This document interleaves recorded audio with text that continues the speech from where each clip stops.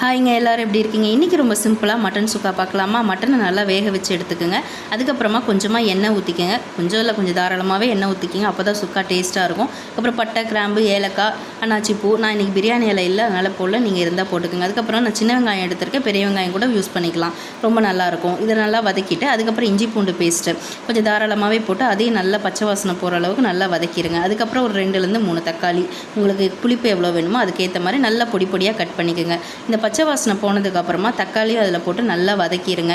தேவையான அளவுக்கு உப்பு போட்டுக்குங்க. அப்போ தக்காளி கொஞ்சம் சீக்கிரம் நல்லா வதங்கிடும். நல்லா தக்காளி இருக்கிற இடமே தெரியாமல் நல்லா வதங்கினதுக்கப்புறமா எண்ணெய் பிரிஞ்சு வந்திருக்கும். அதுக்கப்புறம் மசாலா ஐட்டம் சேர்த்துக்கலாம். நான் மிளகாத்தூள், மல்லித்தூள், கரம் மசாலா, மஞ்சத்தூள் இதெல்லாம் தான் சேர்த்துருக்கேன். இது எல்லாமே வீட்டிலே நானே ரெடி பண்ணது, கடை மசாலா எதுவுமே இல்லை. நீங்கள் உங்களுக்கு மட்டன் குழம்புக்கோ இல்லை எதுக்கு நீங்கள் எந்த மசாலா யூஸ் பண்ணுவீங்களோ அதுவே நீங்கள் யூஸ் பண்ணிக்கலாம். ரொம்பவே நல்லாயிருக்கும். கரம் மசாலா கண்டிப்பாக யூஸ் பண்ணுங்கள், அப்போ தான் நல்லா டேஸ்ட்டாக இருக்கும்.